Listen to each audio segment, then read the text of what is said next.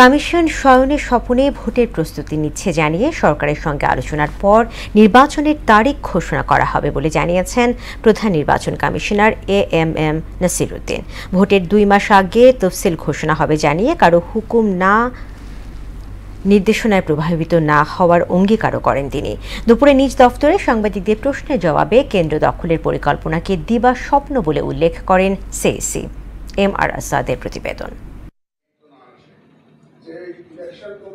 ঈদ ছুটি পরবর্তী কর্মদিবসে নির্বাচন কমিশন সচিবালয় কর্মকর্তাদের সঙ্গে শুভেচ্ছা বিনিময় করেন সিইসি সহ 4 নির্বাচন কমিশনার। পরে নিজ দফতরে কমিশনারদের সঙ্গে বৈঠক করেন সিইসি। বৈঠক শেষে সাংবাদিকদের সঙ্গেও বিনিময় করেন ঈদ শুভেচ্ছা। এক প্রশ্নের জবাবে তিনি বলেন, নির্বাচনের নির্দিষ্ট তারিখ ঘোষণার আগে সরকারের সঙ্গে বৈঠক হবে।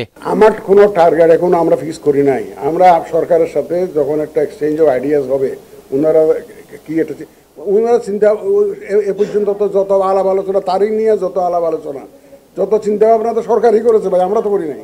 আমি এখন আমার প্রস্তুতির বাইরে কিছু চিন্তা করছি না।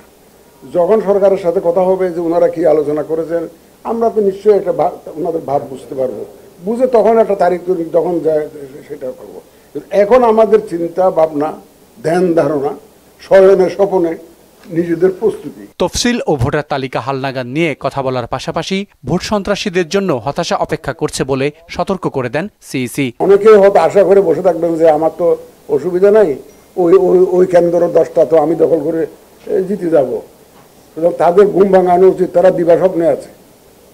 এই স্বপ্ন বাস্তবায়িত হবে না কোনোদিন। যখন আমরা শিডিউল ঘোষণা করব তখন আমার কাছে ভোটার তালিকাটা রেডি থাকতে হবে, বুঝছেন না?